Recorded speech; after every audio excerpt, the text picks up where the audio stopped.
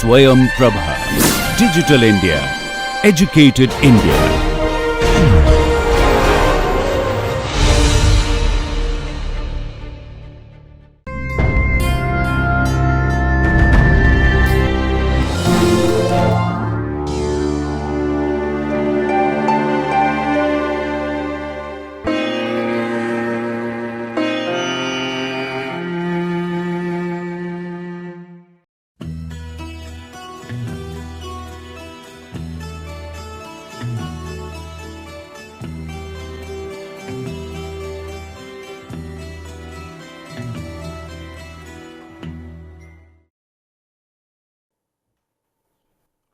Okay, in the previous class we discussed about the arbitrary pricing model, and according to this arbitrary pricing model, what we found that there are certain factors apart from the market risk like beta, which affect the stock return, or the expected return of the stock is determined by some other factors apart from the beta what the capital asset pricing model has explained.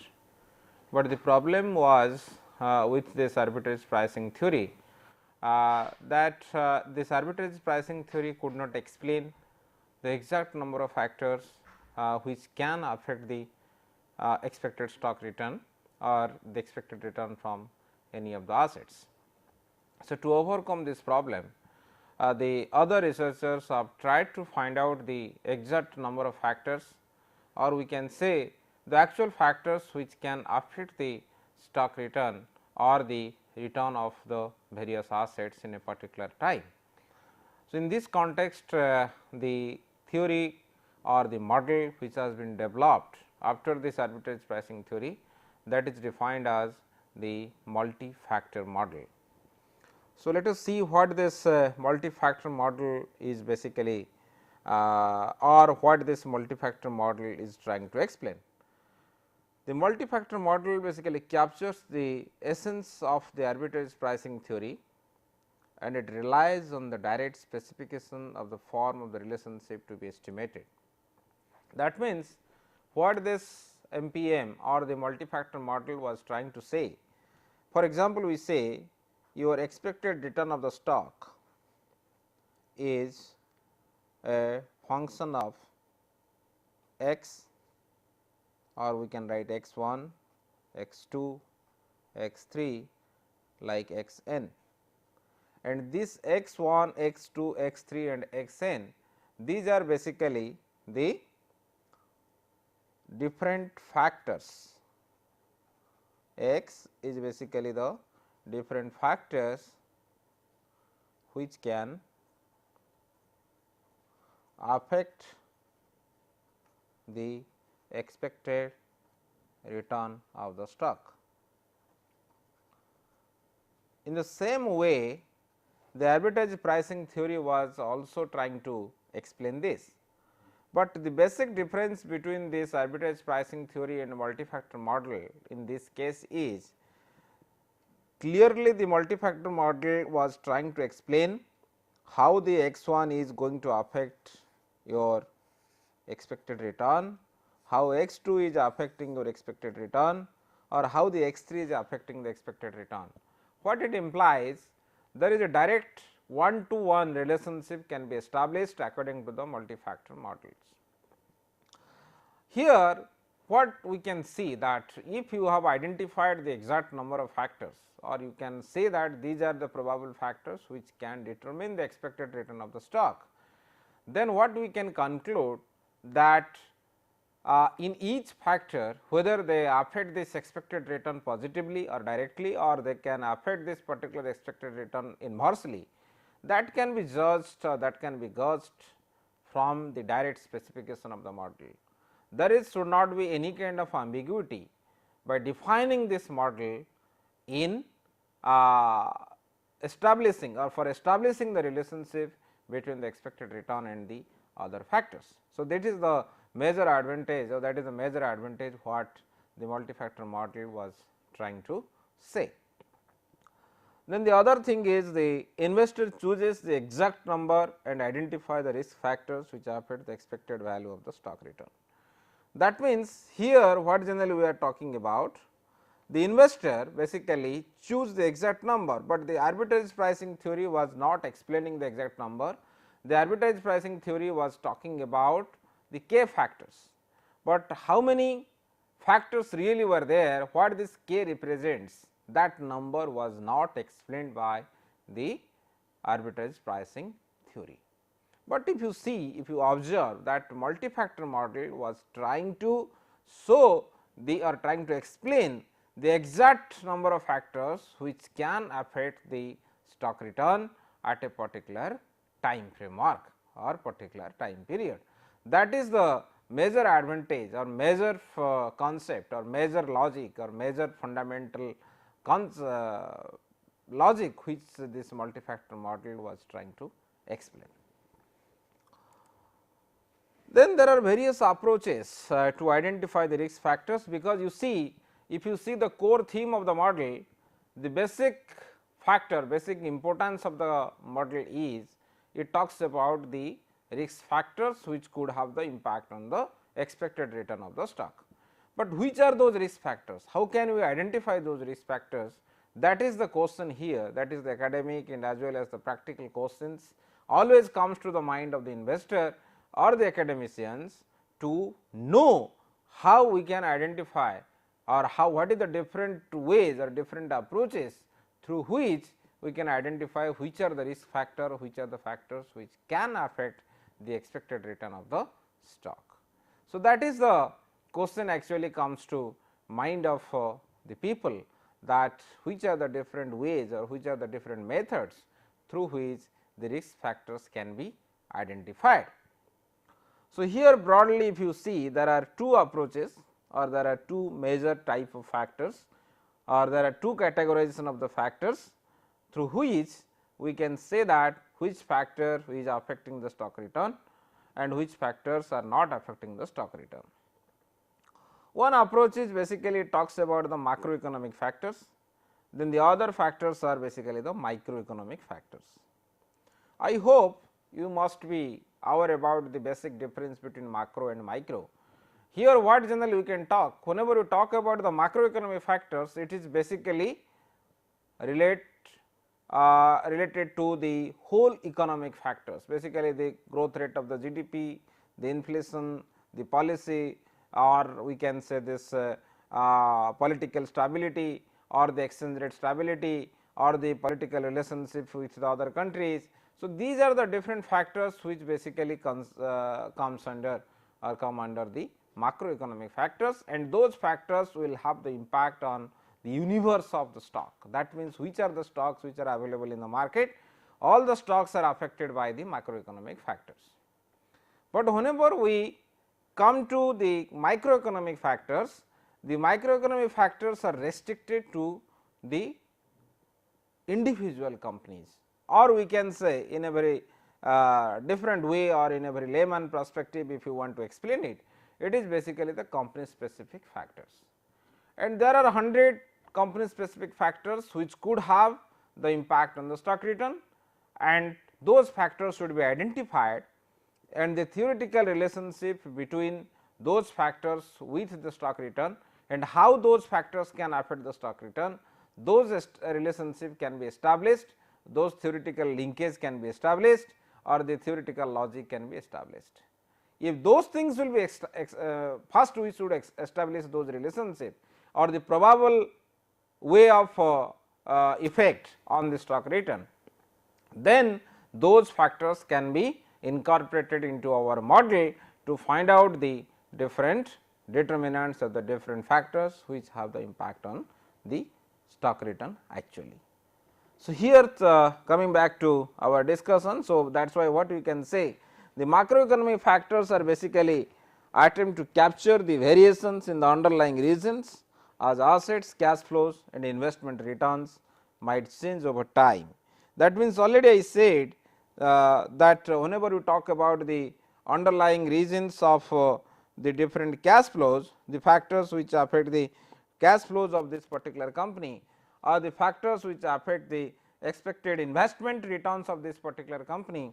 So, these are basically the macroeconomic factors, and already I told those factors will have the impact on all the stocks which are available in this particular economy, or the particular stocks which are affected by any kind of policy decisions taken by this particular country. So, therefore, what we can say that you take the example of a business cycle. If there is a upturn, then the market will do better. If there is a downturn, the market will not do better, or the market will be totally going in a reverse direction, or the performance of the particular companies will not be better in that particular time. So, that way what you can say that business cycle is basically a macroeconomic variable which is affecting the expected return of the stock in the various periods. Like that, you can take the growth rate of the GDP. If the growth rate or there is a favorable condition in the economy and almost all the stocks are performing better, then we can blindly say, or you can conclude that again those stocks also will performing better, or the stock market will perform better. So, that means what we are trying to say, there are some linkage, there is some theoretical linkage can be established between the different macroeconomic variables like your price stability or like your inflation, or we can say this more or less same price stability and the inflation. Then we talk about the growth rate of the GDP, then we talk about interest rate fluctuations, then as well as the political stability, etc. These are the different macroeconomic factors which always play the role for determination of the stock return in a particular time, and how they affect that we will see gradually. But the microeconomic factors, already what I told, these factors basically focus on the relevant characteristics of the securities themselves, such as size of the firm and other financial variables.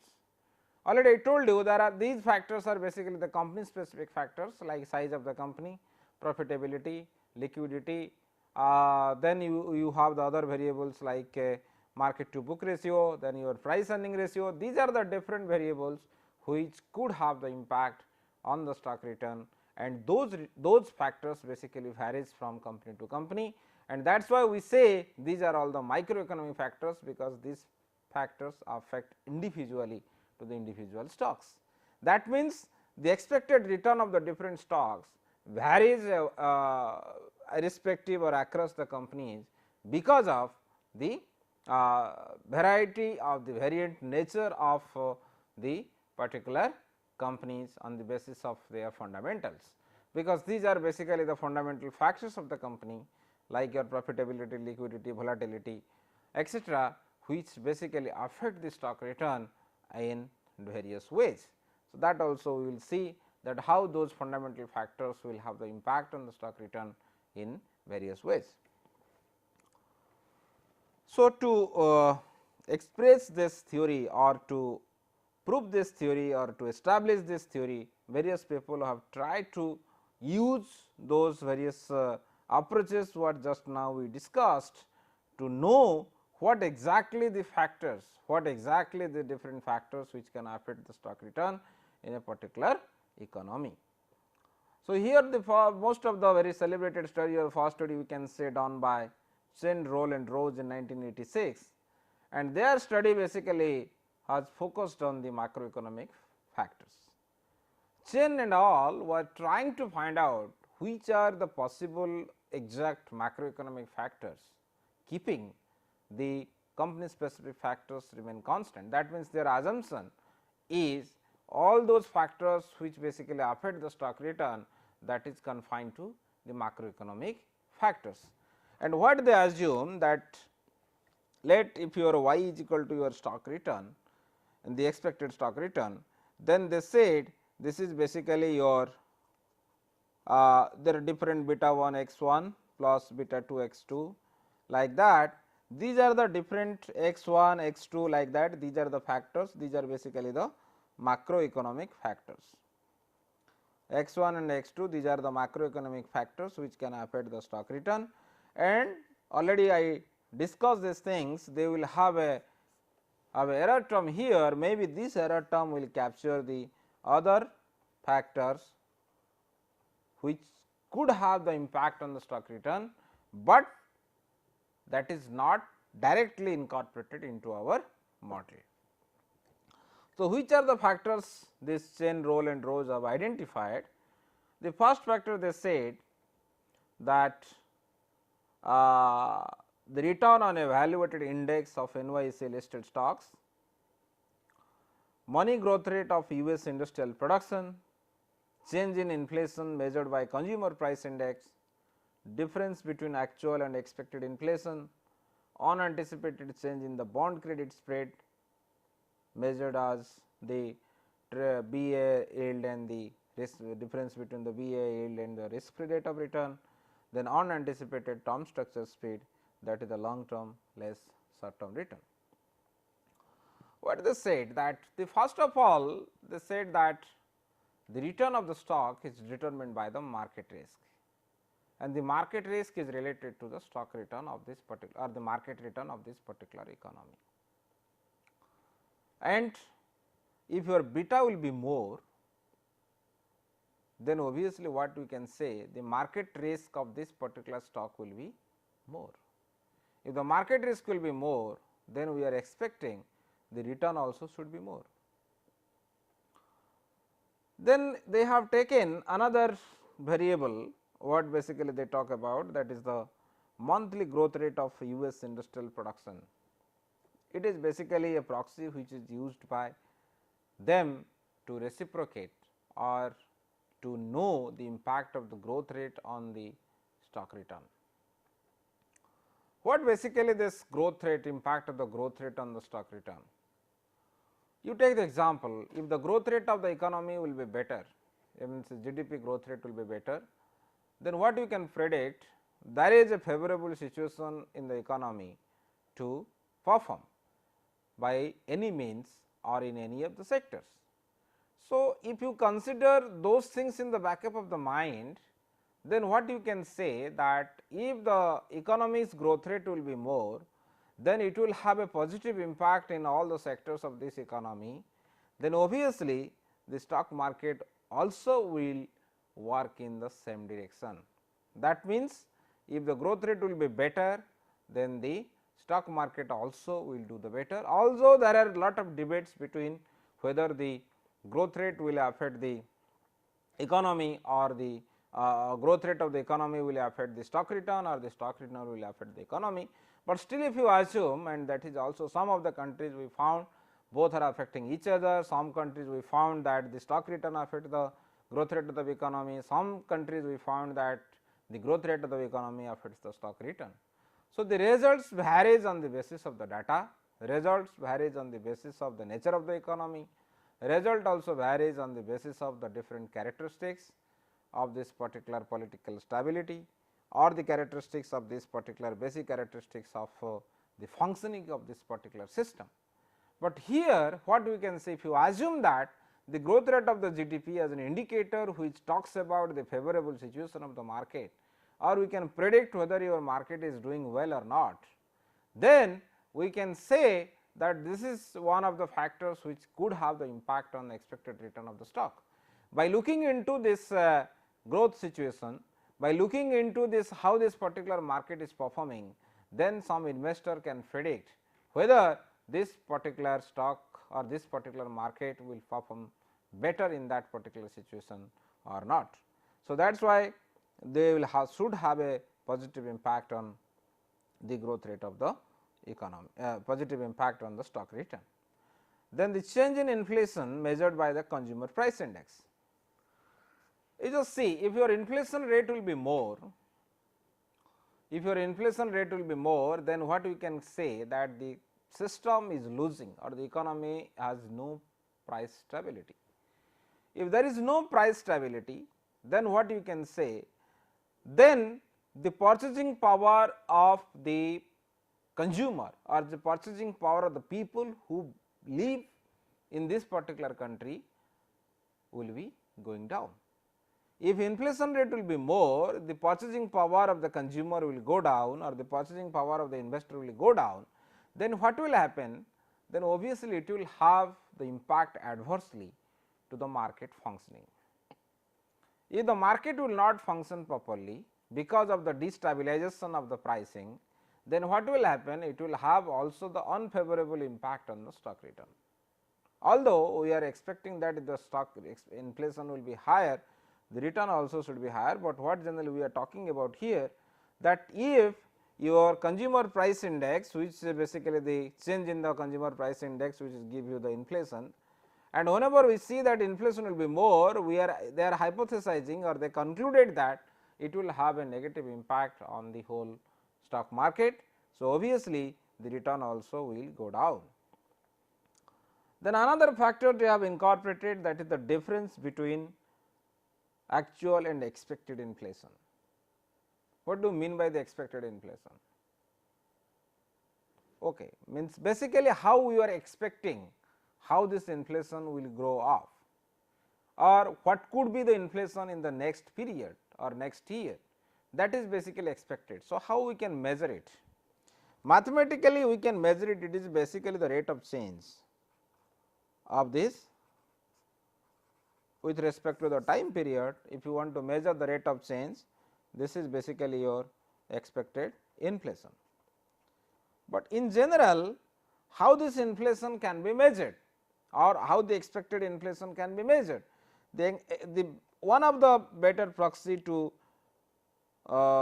use it for expected inflation is the moving average.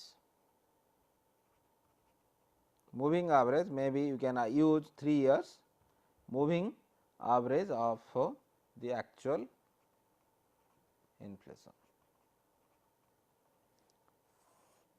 So, if you already know that what do you mean by the moving average, it is basically the giving the different weightage on the basis of the time period, and accordingly if you see that the expected inflation can be measured through this 3 years moving average, then what this particular, and if you want to establish the relationship between the expected inflation and the return of the stock, then what you will find, if your expected inflation will be more, then the investor always feel that I should get more return in the future.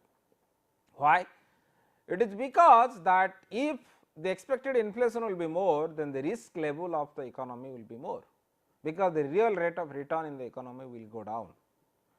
So, in this context, if the investor assumes or predicts that the expected inflation will going to be higher in the next year or the next period, then what the investor will feel, that if he really wants to invest in the market, then he will reduce his, or he will always expect that the return also should be higher, because there is a probability of reduction of the real rate of return in the next period. So, therefore, if his expectation will be there, expectation will be more in terms of the inflation, then he should presume that the return also should be in the same direction. That means, what here we are trying to say, if I assume that, or the investor assumes that the expected inflation will be more in the next period, then he should expect that the return also should be more in the next period, because he is going to take more risk because of the reduction of the real rate of return in the next period. But here what this Chen and all has taken, that the difference between actual and expected inflation. For example, your actual inflation was 5% and the expected inflation was 6%. Then the difference between actual and expected is minus 1%. That means, what basically here they talk about, that if there is a big gap between actual and expected, then the predictive power of this particular model will be less. So, that leads to more uncertainty. If that leads to more uncertainty, then it will have the adverse impact on the stock return. So, therefore, if you take the difference between actual and expected, then what you will find, it basically this impact on this stock return will be adverse, or it will have a negative impact on the expected return of the stock. Then they have taken also another thing, that is called the change in the bond credit spread. What basically the credit spread means? It is basically talks about the default spread, which is again sometimes we use different measures to measure the default spread. What we talk about the default spread, it is basically the risk premium. That means, whenever, what do you mean by the risk premium? Whenever we take more risk in the market, we should also assume that the return also should be more. So, in this context what we can say, if I assume that I am going to take more risk in the market, then obviously the premium also should be more, and already I in the previous classes we discussed these things, that always this premiums is above the risk free rate of return, because the risk free rate of return is basically the minimum return what the investor can get without any kind of risk. Because you assume that if some investor will take more risk, the return also should be more. So, in this context what you can say, once we say that if the spread between the yield or the bond yield and the particular risk free rate will be more, then what we can say, that also the return also should be more. That means, the premium also, if premium will be more, then the return from the stock market should also will be more. What do you mean by the bond yield? If you read that, it is basically nothing but whatever return or the market interest you are getting from this. So, if this is your turn to maturity and this is your yield, then if your term to maturity will be more, that means it is a 5 years bond, this is a 10 years bond, this is a 15 years bond, this is a 20 years bond, then what we can assume that the particular case always the, if your term to maturity will be more, then your yield also will be more. That means, this particular curve is basically defined as yield curve, which we will discuss extensively later, how this yield curve can be explained. But here what we are trying to say, that if your market risk premium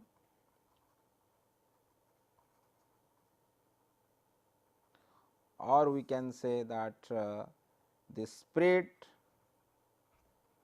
between the bond yield and RFR basically, that means the difference is basically the defined as the risk premium, and when the risk premium will be more, when the return also would be more, and we are expecting that this part will have a favorable impact on the expected return of the stock what we are going to get from the market. Then another factor they have taken, that unanticipated term structure shift, that is your short term versus the long term. That means, your long term return minus the short term return. That means, you talk about a bond, let there is a bond of 20 years yield or 15 years yield, there is another bond which is a 5 years yield. The difference between the yield or the interest rate between the long term and short term bond is basically we call it the term spread. And what here this chain and all are trying to explain, that if this there is there is anticipation, there is expectation between the change of this short term and long term interest rate differential, then also it will have the impact on the stock return, and according to them it will have a negative impact or the inverse impact on the expected return of the stock. Then another study has a famous study done by the Burmester, Roll and Rose in 1994. In between also the other people were trying to explain those studies in the various ways, but here the Burmester, Roll and Rose was trying to explain this study, and their study basically talks about the predictive ability of the model. What do you mean by the predictive ability? That is basically related to the good specification or actual and correct specification of the model, and how far the model is correctly specified, and how far really the model is trying to explain the variation of the expected return of the stock in the different time period. So, what here we are trying to say, if your model is correctly specified, that means the predictive power of the model is quite high, then all those factors which have been taken into consideration to explain that particular model will always give you the favorable results, or this can be used in practice to take the investment decision in the market. So, here what this Burmester and all was trying to explain, they said that instead of talking about the different individualistic character of the different factors, we should talk about the different risk exposures or different risk factors which could have the impact on the expected return of the stock. In this context, what they did, they have identified different types of the risk. So, this is basically the model which is based on the different risk factors, how those risk factors can affect this expected return of the stock in the different time period. That was then the Burmester and all was trying to explain. Then the first factor they said, this is the confidence risk. And how they have measured this confidence risk? This is the unanticipated changes in the willingness of the investor to take on investment risk. You see, this is very interesting factor what this Burmester and all was trying to include, in their model. It is basically what the Burmester was trying to say, that the investor's confidence on the market is most important factor which can explain the expected return of the stock. That means, if today's scenario, if you could have observed that most of the regulators and most of the investors and as well as the government was trying to explain the two factors or two concepts always. They always talk about the consumers confidence and as well as they talk about the investors sentiments. That means, we can say that the Reserve Bank of India is most concerned about the consumer confidence, and the SEBI people is talking about the investors confidence or investor sentiments. What it basically talks about, that it talks about that how far the investor or how far the consumer has the confidence on the market, and how he can rely on the market, that if he now he takes the position in the market for the investment, then his return will be maximized. So, that is the issue what the Burmester and all was trying to include in their model, defining the concept of the confidence risk. And they said they have found that this particular factor, the confidence risk, is basically affecting your expected return largely. That means, the coefficient they found, that is 2.59%. That means, to increase the expected return of the stock by 1%, they have to increase your business confidence by 2.59%. That means, it will have a greater role to determine the stock return, and it is also statistically significant.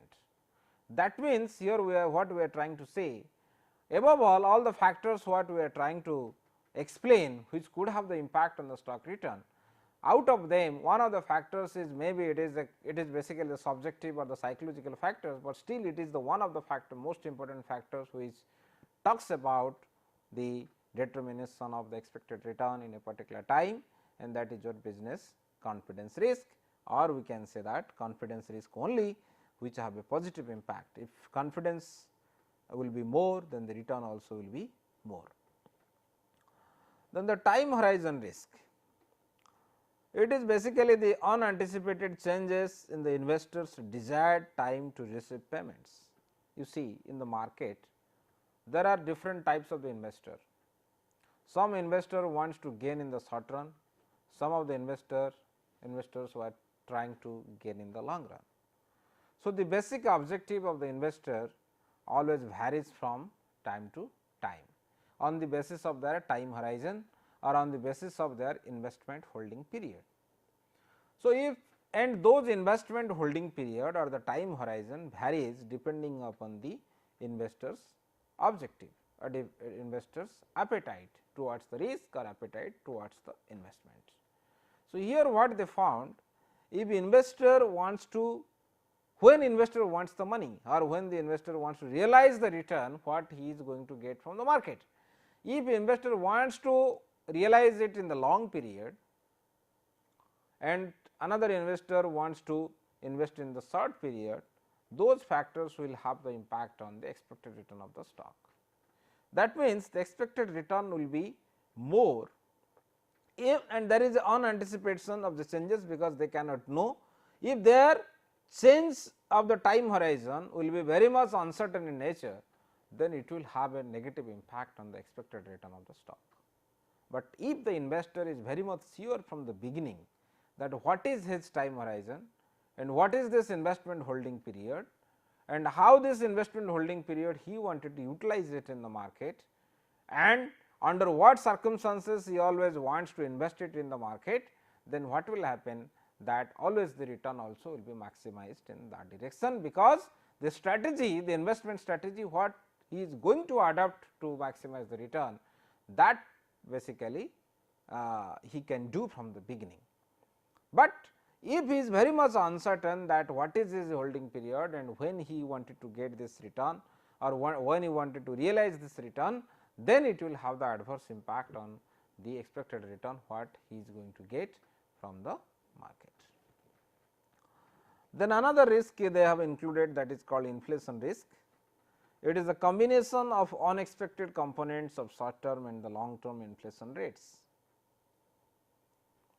What basically here we talk about, they said that sometimes some of the people said if the inflation rate will be higher in the short run, then the return from the market will be different. If the inflation rate is expected, inflation rate will be more in the long term, then the particular return will be different, or the expectation of the investor will be different. So, to overcome all these problems, what this study was trying to show, they have combined both the short term and long term interest rate, long term and short term inflation rate, and what they found that these particular factors will have the negative impact on the expected return of the stock. That means, if inflation risk will be more, the return or the expected return of the stock will go down. That means, they also found very high elasticity between these two, that is around 4.32%, which implies that to change this 1% of stock return, to increase the 1% of the stock return, they have to reduce minus 4.32% of the inflation risk in the market, which is measured by the combination of the unexpected components of the short term and the long term interest rates. Then another factor they have included, that is called the business cycle risk. And already I told you that the business cycle is the one of the core factors, one of the very important factors which always affect the expected return of the stock. Means always if there is a boom, we are expecting that our return will be more. Whenever there is a recession, we are expecting that return will go down. So, looking into these things, they have incorporated the business cycle risk into their model, and they found that it will have a positive impact on the expected return of the stock. Then the market timing risk. Basically, what they talk about market timing, it is a very important concept in today's modern finance literature.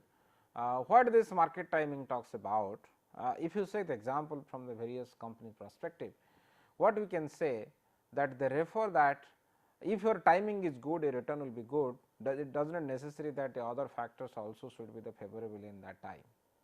So, what do you mean by the timing or the market timing? That means, if you in the layman perspective you want to define this market timing, the market timing is nothing but it basically talks about the actual time, or when is the good time to issue the stock and which is the good time to repurchase the stock. So, what generally we talk about here, whenever the price will be higher, we will issue the stock, whenever the price will be lower, we should repurchase the stock. That is the company's perspective always we talk about. But here if you observe that how can you identify this timing? This timing can be identified by various ways, but it is very difficult to identify this time. So, that is why what this study was trying to show, after inclusion of all the variables, the whatever remaining error terms are there, according to them, that incorporates the market timing risk. If there is in anticipation, or there is, we can say that it is not predictable that the timing, when the timing will be good, when the timing will be bad, in that particular situation what we can say that we should always expect that this particular factor should be incorporated into the error term or the particular variables or the particular explanatory power what the other 4 risk factors do not have, those factors can be explained by the market timing risk. Then the other factors macroeconomic factors what basically affects your stock return, that is your monetary policy and stock return, because we know that we know what is the instruments of the monetary policy. The instruments of the monetary policy are basically the money supply, and if you increase your money supply then there is excess liquidity will be available in the market, or we can say to increase the money supply they have to reduce the interest rate.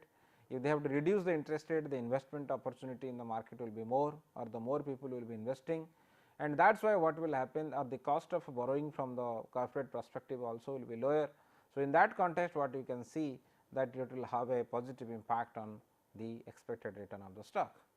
So, in that way what we can say any of the policy variables or any of the macroeconomic variables what generally affects the stock return, that based on the different policy variables like your money supply. Through these different channels it will have the impact on the expected return of the stock. It may not be directly affecting the expected return of the stock, but basically there are various channels through which these factors can affect the expected return of the stock in different time period. So, another variables, that is why we have taken that is the change in interest rate and the stock return, because what we have observed that if the interest rate will be more, the return will go down, because the investment will go down and the cost of debt also will be more for the companies. But the change in interest rate will be in the downward direction, we are expecting that the expected return of the stock also will be more. Then another factor we have, that is your industry dynamics and the stock return. What do you mean by this industry dynamics and the stock return? Industry dynamics is basically talks about the average return of the industry. Most of the companies what they do, even if they do not have any typical or particular investment philosophy, they always try to follow the industry. For example, you talk about the manufacturing industry and there are maybe 10,000 companies coming under the manufacturing industry, and if you assume that one company is not following any kind of actual policy or actual kind of investment strategy, what basically they do, they basically always follow this particular how much is the average return what the industry is going to get in the future, or what the investor or the industry is getting now. So, they will be targeting that, and without any kind of complexity they always follow the industry. So, that is why what generally we can say most of the people follow this industry average, that is why the industry average will have the impact on the expected return of the stock of a particular company. And sometimes also what we found that the strategy of the different companies from different industries are different. For example, one company is operating in a services sector, another company is operating in the manufacturing sector, then their investment philosophy or the investment strategy will be different. And here why this investment philosophy or investment strategy will be different, it is basically because of their industry dynamics. That means, if this particular companies were trying to follow this particular industry's average or the industry characteristics on the basis of their customers, on the basis of their buyers and sellers will be different, then accordingly the return or expected return of the stock also will be different. So, therefore, some models also are trying to explain the industry dynamics as one of the factors which can affect the expected return of the stock in this multi-factor models. Then coming to the microeconomic based factors, already told you these are the factors which are basically company specific, or the we can say the particular factors which is specific to the company, but it is it may not be available to other companies for what we are talking about, it is restrictive to individual company itself. In this context, the one of the famous studies the Prabha and friends have made in 1993, what they have done, they have identified 3 factors which could have the impact on the expected return of the stock. The 3 factors are, one factor is basically market risk, which is defined as the beta. Already we have explained about the beta extensively whenever we discussed about the capital asset pricing model, and according to Prabha and friends, beta is also a factor which is, and beta of the company varies from company to company depending upon their sensitivity towards the market return.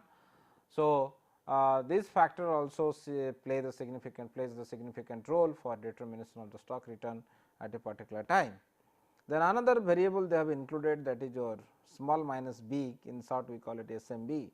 It is basically measured as the return to a portfolio of small capitalization stocks less the return to portfolio of large capitalization stocks. So, what generally here they are trying to explain? They are trying to explain that how the firm size is affecting the expected return of the stock. A Burns, in a famous study in taking the data from 1926 to 1986, what they found that always in USA the small size companies performs better. That means, if your size is small, then the performance of the particular company or the expected return of the stock will be better. So, in this context, pharma was trying to incorporate that size effect in this particular case, and they conclude that in this study concludes that the expected return of the stock is also determined by the size of the companies. That means, the size of the company plays a significant role for the determination of the stock return in a particular time. Then they have taken another variable which talks about HML, that means they talk about in this context they talk about the high minus low. What it basically talks about, that it distinguishes between the risk differential associated with growth and value. Firms, that means, if the literature, if you talk about, there are two types of broad companies we have. One is growth firms, another is value firms, and those are measured by the pharma in using the book to market ratio of the particular company. And according to pharma, the growth company have low book to market ratio, or we can say high market to book ratio, and the value companies have high book to market ratio or the low book market to book ratio. That means, they said, or the study says, that the value companies always performs better in the market, or the expected return of the value companies will be more in the market. It is because that the value companies have more potential, they have the opportunity, they have the growth potential to grow further. But if the growth companies case we talk about, the growth companies growth is already taken place. That means, what we can say, already this particular companies have been realizing this high expected return from the market. So, again further increase of the expected return may not be possible for those companies. But if you talk about the value companies, they are still in the undervalued level, and there is expectation that the future opportunity, growth opportunity of this particular company will be more. So, that is why they can perform better in the market. So, in general, if you talk about pharma and friends have tried to conclude that, tried to say that the factors which affect the expected return of the stock is basically the market risk, then the size of the company, then the nature of the company, like whether the company is a value company or it is a growth company, which is measured by the market to book ratio, and the market to book ratio is basically the proxy what we use to know the growth opportunity of the company in a particular time framework. Then this pharma's result, if you observe that pharma has taken two portfolios. One portfolio they have taken this particular companies which have low price earning ratio, another portfolio they have taken that which have the highest price earning ratio, and whenever they have taken only the market risk, like your capital asset pricing model, what they found that the market risk is quite significant, the explanatory power of the model also the quite high, the goodness of the fit of the model is quite high from this R square values. And what pharma and friends has found that the it is 0.94 and 1.1 is the beta what this particular case on the basis of the lowest P by E and highest P by E companies. But whenever pharma and friends have included this another two variables like your SMB and HML, what they found that again these two variables also are highly significant, because the bracketed values are basically the t statistics and these are the regression coefficients, and if you observe these are quite high econometrically. If you know that these variables are, it itself shows that these are quite significant. But whenever they talk about the highest price earning ratio, they found that these factors is not significant. That means, the size may not be a significant factor for the companies which are in highest level of the price earning ratio, but again the market risk and the HML are significant factors which could have the impact of the expected return in a particular time. And if you see the beta values for the lowest P by E it has ratio companies, it has gone up from 0.94 to 1.03, and for highest P by E ratio it has gone down from 1.1 to 0.99. And here in the lowest P by E case the size of the company will have the positive impact, then the HML will have the positive impact, but in this case both the variables have the negative impact. So, the results have been varied, the result varies on the basis of the sample what this Pharma and friends was trying to explain, but after all they have discovered or that the with the market risk, size of the company and the growth opportunity, or we can say the whether the nature of the company will have the impact on the stock return. Then the other people have tried to extend this model. Then Pharma's model basically we call it the 3 factor model, but after this because they have taken the 3 factors into consideration while deciding that which factor affects the expected return of the stock. Then finally, this Carrot in 1997 have taken another study which is the extension study of Pharma and friends, and they have included another factor which is your momentum factor. What do you mean by this momentum factor? This is basically they have taken this average return of the best performing stock. That means what, according to their argument, what they are trying to say, if one stock is basically performing better in a particular time period, this same momentum will carry forward for the next period, because all of a sudden the momentum may not be lost by these companies. So, that is why we are expecting that high performed companies will perform better and the low performed companies will not perform better in the different time framework. So, in this context what we are trying to say that always we should say that the momentum is also the significant, and it is also understandably correct that the same momentum sometimes goes on whenever we deal with the equity market for the different reasons. Then if you see that this consulting company like Bara, which talks about the different risk factors, and this is a very extensive factors, a very comprehensive factors they have identified which could have the impact on the stock return. They have incorporated momentum, they have incorporated the size of the factors or size of the company as one of the factors. Then to test whether the size is linearly related or non-linearly related, they have taken the square of the size also into their model.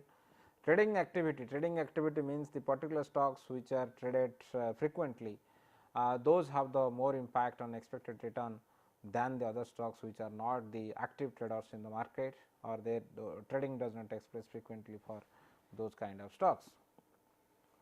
Then they have taken the growth which is basically talking about the growth of the total assets or growth of the total yields. If the growth rate will be higher, then we can expect that they will have the different varieties of impact on the stock return.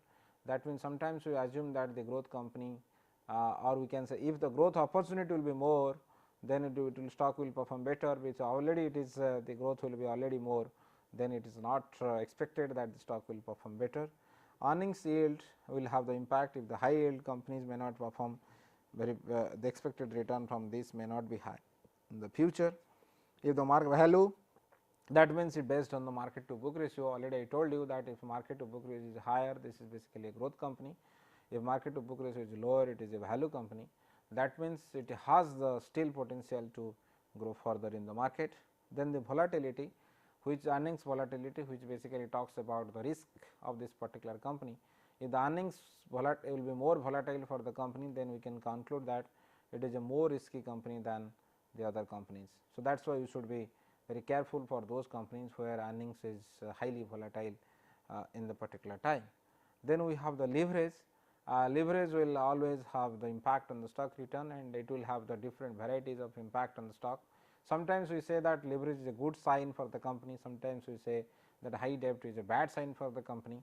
So, depending upon the time period, it will have sometimes the positive impact, it will have the sometimes negative impact depending upon what signal it sends to the market.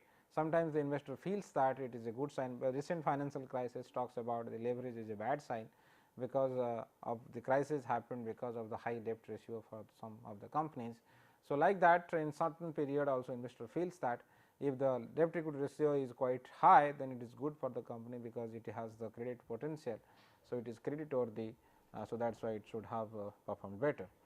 Then the currency sensitivity, that means your exchange rate, that means we talk about for multinational companies. So, they will play the significant role, that if the exchange rate risk will be more, the company may not perform better, but the exchange rate risk will be low, then the company may perform better. Then the dividend yield, basically dividend is also one of the factors which talks about the potentiality or how fast the company is really performing in the particular market. So, if there is a high fluctuation in the dividend yield, so that also sometimes sends to the bad signal to the investors, and that is why the expected return may go down. But sometimes we know the dividend theories, that the dividend always mentions the consistency. So, therefore, there is a sticky in nature, it does not change very frequently, but still if it is changing, then it is a bad company to be invested in a particular time period.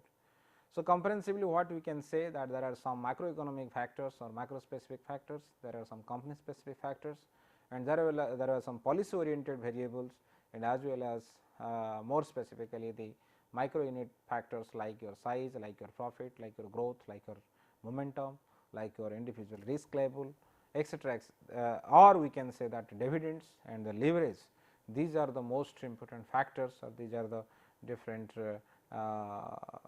determinants which basically decides the expected return of the stock in a particular time period, which concludes the validity or the extensive or comprehensiveness of the multi-factor pricing model. Thank you.